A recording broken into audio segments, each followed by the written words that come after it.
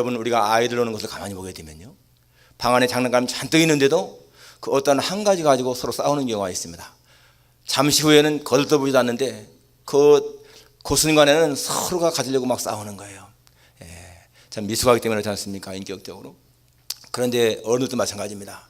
어른들도 별거 아닌 거 가지고 서로가 가지려고 싸울 때가 많습니다. 정치인들 보게 되면 그것이 정말로 참 필요한 정책이라든지 그런 것이 아니라 어떠한 그 당리, 당략 같은 것 때문에 그렇게 싸우는 경우가 많지 않습니까? 역시 그 인격적으로 미숙하기 때문에 그런 것을 알 수가 있습니다. 성숙한 인격이 필요한 것이죠. 성숙한 인격. 여러분, 사람의 생각이나 행동은 한편으로 치우칠 수가 있습니다. 그렇기 때문에 보수니 진보니 이렇게 갈라지는 거 아니겠습니까? 그런데 보수자와 볼 적에는 진보가 잘못되었고, 또 진보주의자들은 보수가 잘못되었다고 그렇게 말합니다. 그래서 진보주의자들은 보수를 아주 꼴통이라고 그러고, 또 보수자들은 진보를 말이요 좌파라고 그러고. 여러분, 진보라고 해서 무조건 좌파, 그게 아니잖아요. 그런데 그렇게 생각하는 거예요. 제가 이번 그 주보에 미국의 민주당과 공화당의 역사에 대해 썼는데, 여러분, 민주당, 공화당 보게 되면은 사실 그 국가를 위한 것은 같은 목적입니다. 그렇지만은 그 어떤 그 방법에 약간 차이가 있을 수 있어요. 내가 쭉 내렸었는데 보면은 민주당은 이 주권이 국민에게 있으니까 국민의 뜻이 중요하다. 그러니까 국민의 뜻을 반영시키면서 국가의 이익을 추구해야 된다 하는 것이고, 공화당은 반드시 국민의 뜻이 옳은 것이 아니기 때문에 그것보다는 먼저 국가의 이익이 중요하다, 이렇게 생각하는 거 아니겠어요? 그런데 저희가 이렇게 보면은요, 저는 공화당이라고 저걸 뒀지만은 사실은 민주당의 정책이 좋은 것도 많이 있습니다. 원래 민주당은 약한 자, 가난한 자, 소외된 자, 소수민족에 관심이 많습니다. 그러지만은 또 한편으로 무슨 뭐 낙태라든지 동성 결혼이라든지 이런 걸 찬성하는 거 보면 또 안 맞는 거예요. 그래서 여러분, 이 성숙한 인격은요, 한쪽에만 치우치는 것이 아니고 사실은 균형을 이루는 겁니다. 그 사람의 인격이 균형을 이룰 때에 성숙한 인격이라고 볼 수가 있습니다. 이사야 55장에 보면 하나님이 이렇게 말씀하십니다. 내 생각은 너의 생각과 다르며 내 길은 너의 길과 달라서 하늘이 땅보다 높은 것 같이 내 길은 너의 길보다 높으며 내 생각은 너의 생각보다 높으니라. 여러분, 하나님의 생각, 하나님의 길을 우리는 감히 따라갈 수가 없습니다. 훨씬 높기 때문에. 그런데 에베소 5장 1절에 보니까 너희는 하나님을 본받는 자가 되라, 그렇게 말씀하십니다. 하나님의 생각, 하나님의 뜻은 너무나 큰데도 우리로 하여금 하나님을 본받는 자가 되라는 거예요.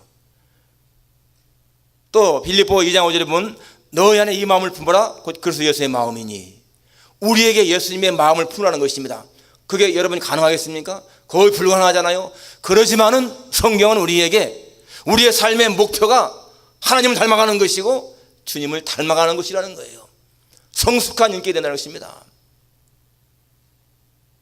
우리는 이 세상 떠날 때까지 그렇게 하나님을 본받는 자가 되어야 되고 예수님을 닮아가는 그런 삶을 살아간다는 것입니다. 오늘 본문은 지금 예수님이 이제 이 원대한 그 목적, 바로 십자가를 지는 그 일을 위해서 예루살렘을 가고 있는데, 그 제자들의 하는 그 행동이요, 너무너무 수준이 이하인 것을 보여줍니다. 바로 그 앞전에서도 지금 예수님은 십자가에 죽으러 가는 그 길인데 제자들은 누가 크냐 하고 막 다투지 않습니까? 그것에 대해서 예수님이 큰 자가 되려면은 무사람의 끝이 있어야 되고 많은 사람을 섬겨야 된다, 즉 겸손과 섬김을 말씀했는데, 오늘 여기 본문에 넘어오게 되면 요한이 또 이렇게 말합니다. 요한이 이제 예수님에게 어떤 사람이 예수님의 이름을 귀신 쫓아내는데 우리를 따르지 않으면 내가 금했습니다, 이런 얘기를 하잖아요. 거기에 대한 예수님의 쭉 하는 내용이 쭉 나오는 것이 바로 오늘 본문의 이 내용입니다. 그런데 예수님의 이 말씀을 가만히 보면요, 우리를 하여금 이 생각의 폭, 이 사고의 폭을 좀 높여야 된다, 넓혀야 된다, 이 성숙한 신앙이 된다 하는 그러한 내용인 것을 볼 수가 있어요. 여러분, 높이 나는 새가 멀리 볼 수가 있습니다. 똑같은 새라도 독수리의 시력이 가장 크지 않습니까? 독수리는 무려 10.0이라고 하는데 사람들 가운데서요, 우리 한국인들은 뭐 좋아야 2.0이고 보통 우리 한국인들의 평균 시력이 0.7에서 0.8이라고 그러는데, 여러분, 이 세계 민족 가운데서 사람의 시력이요, 7.0 되는 나라가 있어요. 몽골족이잖아요. 몽골족들은 평균이 4.0이고 좋은 사람은 7.0이라는 건데, 그런데요, 저 태국에 있는 한 섬에 사는 모겐족들은 더 높아서 9.0이라고 합니다. 사람의 시력이 9.0이라는 거예요. 그런데 왜 그들은 그렇게 시력이 좋을까? 이 몽골족이나 모겐족들은 이 넓은 들판에 산다는 겁니다. 넓은 들판. 그래서 항상 보는 것이 멀리 본다는 거예요. 사람이 항상 멀리 볼 줄 알면은 시력이 좋아진다는 것입니다. 그런데 그렇게 시력이 좋은 사람들도, 이 몽골족들도 도시에 살게 되면은요, 시력이 줄어든다는 거예요. 안 좋아진다는 거예요. 왜? 도시는 뭐 가는 게 다 이 건물에 막혀 있으니까. 그래서 아마 어릴 적에 시골에서 자란 사람들이 도시에 사는 사람보다 훨씬 시력이 좋은 것 같아요. 제가 눈이 좋은 이유가 그거 같아요. 지금은 이제 좀 이렇게 나빠졌지만은, 덜 좋지만은 그래도요, 멀리는 잘 보이잖아요. 예, 멀리 보는 것이 시력이 좋다. 예, 사람도 마찬가지입니다. 여러분, 멀리 높은 목표를 가진 그러한 삶이 삶이 아름답다는 것입니다. 예일 대학에서 연구한 것에, 조사한 것에 의하면은 그 졸업생들 대상으로 해서 이제 그 사람들의 비전, 분명한 목표를 이제 설정하게 했는데, 한 67%는 그런 게 없다는 거예요. 특별한 무슨 비전이나 목표가 없이 그냥 졸업을 하고, 한 30%는 비전이나 목표가 있지만은 특별하게 뭐 정하지 않고, 3%만이 자기의 비전과 목표를 정확히 적어놨다는 겁니다. 정확하게. 그런데 나중에 20년 후에 조사해 보니까 이 3% 분명한 비전과 목표를 정해놓은 이 사람들의 그 결과가 다른 사람들에 비해서 월등하게 다르다는 것입니다. 그만큼 사람은 자기 어떤 그 목적, 목표, 의식이 있을 때에 훨씬 더 좋은 삶을 산다는 것입니다. 여러분, 사람들 보면요, 보통 사람들은 이 30%의 긍정적인 감정이 있고 70%의 부정적인 감정이 있다는 거예요. 사람들이 무슨 일 대할 때. 그런데 좀 인격이 성숙한 사람일수록 어떻게 되는가 하면은 이 긍정적인 감정이 더 높아지는 거예요. 긍정적인 것이 70% 되고 부정적인 것이 30% 되고, 더 높아지면은 이제 긍정적인 것이 한 90% 되고 부정적인 것은 10% 되고. 그러니까 여러분, 이 긍정적인 감정의 폭이 더 높은 사람이 성숙한 사람이죠. 모든 것을 긍정으로 볼 수 있는 그런 마음은 성숙한 인격입니다. 여러분들의 한번 그 긍정적인 감정과 부정적인 감정의 비율이 얼마인가 한번 스스로 한번 체크해 보세요. 나는 긍정적인 감정이 적어도 95%, 부정적인 것은 한 5% 된다. 이거 얼마나 좀 좋은 거예요. 모든 사물을 볼 때 여러분 그렇게 보는 우리 신앙생활에 있어서 바로 성숙이라고 하는 것은 바로 그런 모습을 보여줍니다. 오늘 이 본문을 통해서 이 성숙한 신앙이 무엇인가 하는 것을 세 가지를 보기 원합니다. 첫째로 주님이 하시는 말씀은 이 배타적인 사고방식을 버리고 관용적이 되라 하는 말씀이에요. 배타적인 것, 남을 거부하는 그런 것을 버리고 관용적이 된 사람이 되라. 여기 지금 요한이 이렇게 말하죠. 선생님, 우리가 따르지 않는 어떤 자가 주의 이름으로 귀신을 내쫓는 것을 우리가 보고 우리를 따르지 아니함으로 금하였나이다. 이 요한이 보니까 어떤 사람이 예수님의 이름으로 귀신을 쫓아내는 거예요. 여러분, 그 앞에 무슨 사건이 있었습니까? 귀신 들린 아들을 데리고 온 그 아버지가 이 요한 이 측에 와가지고서 좀 이렇게 요청했잖아요. 그런데 제자들은 못 쫓아냈습니다. 그런데 이 어떤 자가 쫓아내는 거예요. 그러니까 이 요한이 그럼 우리를 따라라. 그런데 이 사람이 안 따른다고 그랬습니다. 그러니까 너 그럼 하지 마. 그랬다는 거예요. 자기를 따르지 않기 때문에 거절했다는 것입니다. 분명히 이 사람은 예수님의 이름으로 귀신을 쫓아냈는데 이 요한이 하지 말라고 금했다는 얘기예요. 이게 뭡니까? 자기에 맞지 않으니까 지금 금하는 거 아니겠어요?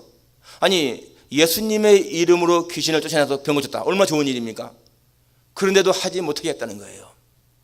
이것이 여러분 그 어떤 사람의 잘못된 생각일 수가 있습니다.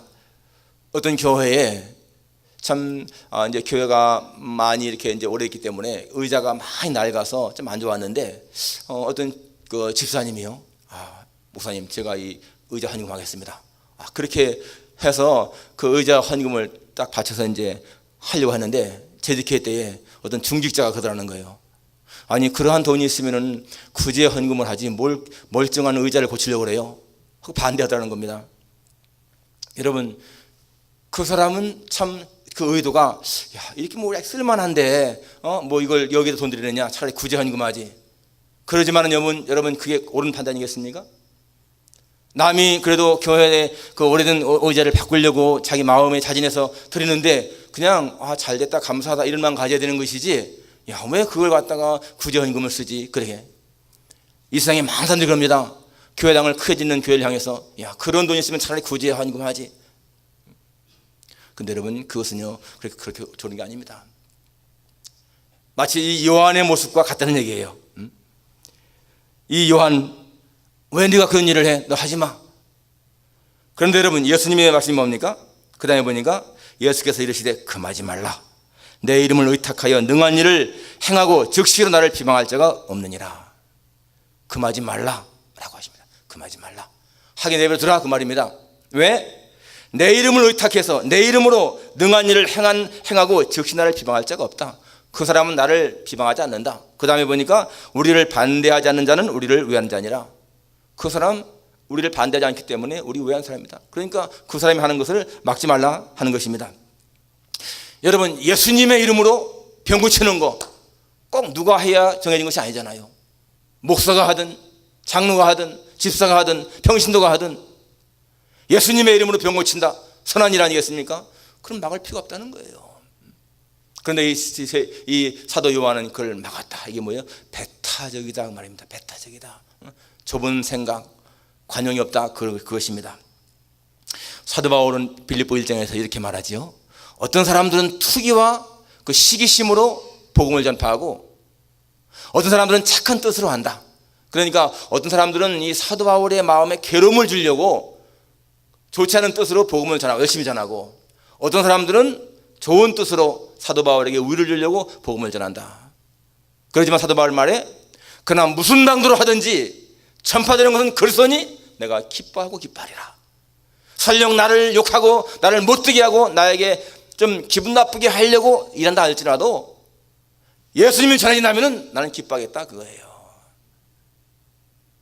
내 손에 내 이익이 문제가 아니라 예수님의 이름이 높아지느냐? 그러면 기쁘다 이것입니다. 오늘 우리의 신앙생활이 그러지 않겠습니까? 그것이 성숙한 신앙인이죠. 나 하나 개인적으로 볼 적에는 피해를 입고 어려움을 당한다 할지라도 그게 하나님의 이름을 높이는 것이라면 기쁘게 하겠다. 그런 자세가 성숙한 신앙인 아니겠습니까? 교회에 유익이 된다 할지라도 하나님의 이름에 유익이 된다 할지라도 내게 살아가려면 안 돼. 그것은 뭐예요? 배타적이고 편협한 것이잖아요. 지금 이 사람은 분명히 예수님의 이름으로 이 귀신을 쫓아냈다. 또 예수님의 이름을 의탁해서 했다. 그렇기 때문에 잘못이 아니라는 거죠. 그러니까 예수님은 그대로 두어라 라고 말합니다. 그리고 또 그 다음 번에 보니까 41절에 누구든지 너희가 그리스도에게 속한 자라 하여 물 한 그릇이라도 주면 내가 진실로 너에게 이르노니 그가 결코 상을 잃지 아니하리라. 아니 예수 믿는 사람들에게 물 한 그릇을 주어도 그 사람이 상을 잃지 않는다면, 이렇게 예수님의 이름으로 귀신을 쫓아냈다면 얼마나 상 받겠느냐. 그런 사람에게 왜 막느냐 하는 그런 말씀이죠. 여러분 신앙생활을 오래 하는 사람들이 빠지기 쉬운 함정이 있습니다. 그것이 뭔가 하면은요, 자기 판단, 자기 생각을 중시하는 거예요. 성경 말씀이나 하나님의 뜻보다 내 생각이나 내 주장을 더 중시하는 것입니다. 그것은 결코 하나님 앞에 옳은 것이 아니죠. 여러분 우리는 예수님을 보고 배워야 됩니다.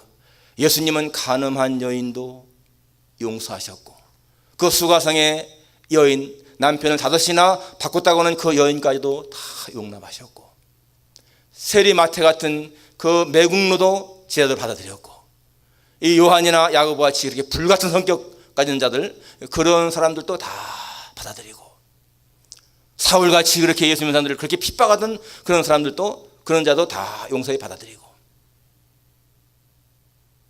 우리 한국의 여러분 김육도 목사나 또 이 부목사 같은 사람들은 다 청년 때에 깡패였습니다. 그 선유사님들에게 돌 던져서 말이야 머리를 깨트리고 그냥 코피 부러지게 하는 그런 사람들이었거든요. 그걸 다 받아들이잖아요. 그러니까 예수님은 간음자나 살인자나 사기꾼이나 도적이나 다 받아들이는 거예요. 관용. 여러분, 만일에 예수님이 그렇게 하지 않았으면요, 성 어거스틴, 성 프란시스, 그런 사람 존재할 수가 없습니다. 성 어거스틴도 청년 시대에 젊을 때에는 도덕적으로다가 안 좋은 사람이었지 않습니까? 만유교 신자였고 이단자였고, 결혼하기 전에 여자를 같이 동거하면서 애 낳고 이따가 그 여자까지 버리기도 하고, 성 프란시스 마찬가지로 그렇게 행동이 안 좋았습니다. 그런데 그런 사람들 다 주님 받아들이신 거예요. 그러니까 그런 사람들이 변해서 성 어거스틴, 성 프란시스 되지 않습니까? 우리가 저 사람은 생각이 달라, 저 사람은 이단이야, 저 사람은 안 돼, 이렇게 배척하는 것이 옳은 것이 아니라는 거예요.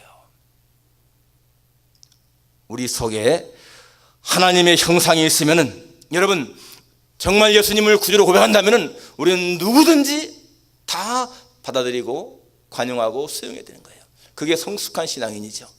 저 사람은 지역적으로 안 좋은 사람이니까 배척하고, 이 사람은 이념이 나쁘니까 배척하고, 그것이 옳은 것이 아니라는 겁니다. 설령 그 사람이 나와 무엇인가 조금 신앙상의 차이가 있다 할지라도 정말 복음의 핵심, 성경의 핵심만 같으면요, 그건 문제가 없는 거예요. 그러니까 우리는 뭐 장로교가 가장 옳고 무슨 뭐 다른 교는 잘못했다, 그것도 지나친 독선이죠. 물론 나는 장로교의 교리를 좋게 생각합니다. 그렇다고 해서 다른 교파의 교리를 갖다가 무시하는 그런 것은 잘못된 것이잖아요. 정말 우리가 예수님을 구주로 고백하는 그것만 있으면요, 다른 것은 얼마든지 다 감수할 수가 있습니다. 우리가 일본의 내천 감삼 우찌무라 간주 같은 사람은 무교의 주의자라고 굉장히 배척하지 않습니까? 그런데요, 그분에게 영향받는 사람들이 얼마나 많습니까? 그분의 중심 신앙은 예수님이 나의 구주다라고는 확실합니다. 그러니까 무교의 주의자는 사람들이 붙인 것이지만은 그것이 그 사람의 신앙이 잘못됐다, 그게 아니거든요. 그러니까 우리는 나와 조금 신앙이 다르다고 해서 전부 다 거부하는 그러한 자세, 그것은 성숙한 신앙이 아니라는 것입니다. 받아들이는 거예요, 같이.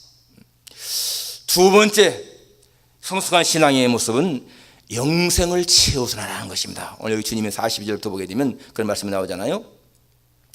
만일 43절에 만일 네 손이 너를 범죄케 하거든 찍어버리라. 장애인으로 영생에 들어가는 것이 두 손을 가지고 지옥 곧 꺼지 않는 불 속에 들어가는 것보다 나으니라. 그 다음에 보니까 만일 내 발이 너를 범죄케 하거든 찍어버리라. 내 눈이 범죄케 하거든 빼내버리라. 그럽니다. 여러분, 우리의 눈, 손, 발 얼마나 중요한 거예요. 이거 없으면 안 되지 않습니까? 그런데 만일에 이것이 영생에 들어가는데 방해된다면 가차없이 찍어버리고 뽑아버리라. 물론 실제로 손을 찍고 발을 찍고 그런 의미는 아니죠. 그러한 결단이 있어야 한다는 것입니다. 결단. 그만큼 영생이 중요하다는 거예요. 두 눈 가지고 지옥에 가는 것보다 한 눈 가지고 영생에 가는 것이 훨씬 낫다, 그것입니다. 여러분, 이것은요, 영생의 중요성과 아울러서 지옥의 비참성을 가르쳐 주는 거예요. 여러분, 지옥을 정말 믿습니까? 믿어야 되는 거예요. 지옥이나 천당이라고 하는 것은요, 추상적인 것이 아닙니다. 실제한 장소입니다. 실제하는 장소. 성경에서 예수님은 천당과 지옥에 대해서 얼마나 많이 말씀하고 있습니까? 누가복음 16장에 보면은 거기 부자와 나사로에게 나오는데, 그 부자가 그 불꽃 속에서 고민하잖아요. 아버지 아브라함이요, 나사로를 좀 보내서 그 손끝에 물을 찍어 내 혀를 서늘하게 하소서. 내가 이 불꽃 가운데서 고민하나이다. 불꽃 가운데서 고민한다. 지옥은 그런 불꽃이 있다는 거예요. 오늘 성경에 보니까 뭐라고 나옵니까? 거기에는 구더기도 죽지 않고 불도 꺼지지 않느니라. 이 지옥의 모습이에요. 구더기도 죽지 않고 불도 꺼지지 않는다. 그래서 사람마다 불러서 소금 치삼을 받으리라. 불에 소금을 뜨겁게 밟으면 막 요동치는 것처럼 그렇게 이 지옥에서 있는 사람들이 그렇다는 거예요. 영원히, 영원토록. 그래서 여러분, 우리가 이 지상에서 살아있는 동안에 해야 할 가장 중요한 일은요, 영생에 대한 확신이 갖는 거예요. 영생에 대한 확신이 없으면 그 인생 모래 위에 집을 지은 사람입니다. 불쌍한 사람이죠. 여러분, 성경은 우리한테 얼마나 많은 가르치는지 모릅니다. 마태복음 25장에 보면은 내 아버지께 복받을 자들이여, 창세로부터 너희를 위해서 예비된 나라를 상속하라. 창세로부터 너희를 위해서 예비된 나라를 상속하라. 그 천국 가는 거 아니겠어요? 그런데 N편에 있는 영수들한테 뭐라고 합니까? 저주를 받은 자들아, 나를 떠나 마귀와 그 사자들을 위해 예배된 영원한 불에 들어가라 라고 말합니다.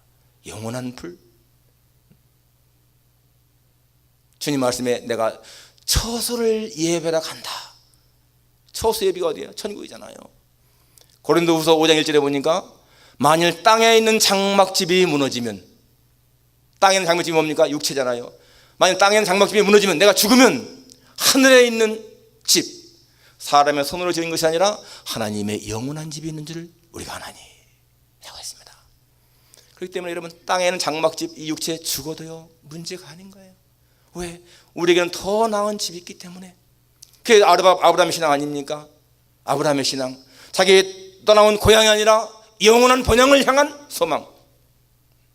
여러분, 사람이요 천국에 대한 확신이 있고 영생의 확신이 있으면 이 세상을 살아가는 방식이 달라집니다. 두려울 게 없잖아요. 확실한 내세가 있는데 두려울 게 없잖아요. 우리 이러한 신앙 가져야 됩니다. 영생에 대한 확신, 가장 중요한 영생에 대한 확신. 처칠경이 영국에서 그 영국의 도덕적으로 그렇게 타락할 때 이런 말을 했습니다. 대영 제국이 이렇게 도덕적으로 타락한 것은 천국과 지옥에 대한 선포가 적기 때문이다 라고 했습니다. 사람들의 마음속에 천국과 지옥에 대한 확신이 있으면요 도덕적으로 타락하지 않는다는 거예요. 그래서 이 누가 그 조사한 것에 의하면은 이 부패 지수가 높은 나라, 즉 국가에 부패가 많은 그런 나라들은 이 천국과 지옥에 대한 신앙이 약한 나라고, 이 천국과 지옥에 대한 신앙이 굉장히 확실한 나라들은 이 부패 지수가 낮다는 겁니다. 사람들이 도덕적으로 그만큼 좋다는 거예요. 천국과 지옥을 믿기 때문에. 우리가 내세에 대한 그런 확신이 있을 적에 이 땅에서의 삶도 잘할 수가 있다는 것입니다. 성숙한 신앙이죠. 마지막 세 번째로 이 성숙한 신앙, 어떤 신앙인가? 화목하라 라고 했습니다. 화목하라. 오늘 마지막 절 50절에 소금 좋은 것이라되 만일 소금이 그 맛을 잃으면 무엇으로 짜게 하리요? 너희 속에 소금을 두고 서로 화목하라 하시니라. 여기 그냥 화목이 아니라 너희 속에 소금을 두고 화목하라 이런 말씀하시죠. 여러분, 소금은요 세 가지 기능이 있습니다. 맛을 내죠. 또 하나는 부패를 방지합니다. 또 하나가 뭘까요? 아주 강하고 센 것을요 기를 죽이는 거예요. 이 소금이 언제 알 수 있습니까? 배추를 절 때 알 수 있잖아요. 배추, 생배추는 얼마나 이게 기가 살아있잖아요. 소금을 딱 절여놔 보세요. 그 배추가 부들부들해지잖아요. 기를 죽이는, 부드럽게 만드는 그런 역할을 합니다.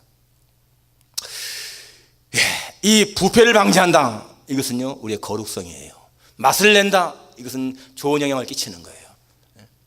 그리고 좀 부드럽게 만든다, 이것은 좀 이렇게 아주 모든 걸 좀 더 좋게 만드는 게, 정말 부드럽고 온유하게 만드는 것이죠. 바로 우리 속에 그러한 것을 가지고 화목해라. 여러분, 구약의 제사를 드릴 적에는 뭘 했습니까? 피를 드렸습니다. 피를 반드시 드려야 제사가 성립됐어요.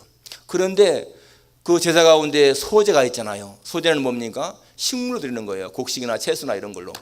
그런데 레위기 2장 13절에 보니까 너희의 소제물에는 반드시 소금을 치라 이렇게 나옵니다. 반드시 소금을 치라. 이 소제물 드릴 적에는 그냥 드리면 안 된다는 거예요. 거기다 소금을 쳐서 이걸 아까 말한 대로 좀 부드럽게 부들부들하게 만들어놓고 드리라는 거예요.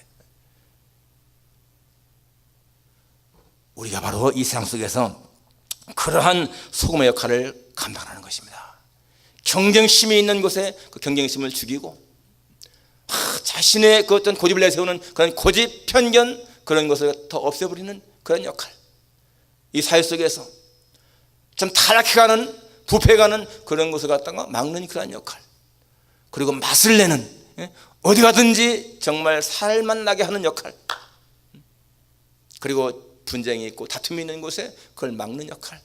그게 바로 화목이잖아요. 피스, 화목, 화평, 평화 다 같은 말입니다. 우리의 마음속에 화평이 없으면 예수 믿는 자의 진정한 모습이 아닌 거죠. 성숙한 사람, 성숙한 신앙인은 그 심령 속에 평안함이 있어야 됩니다. 어떠한 경우에도 설령 내 현재의 삶에 굉장한 우기가 있고 경제적으로 건강 문제로 여러 가지 문제가 있을지라도 하나님 주시는 그런 평강을 누리는 자가 성숙한 신앙인인 거예요. 그러한 평안한 화평은요, 우리의 의지되는 것이 아닙니다. 하나님이 주실 때 가능한 것이잖아요.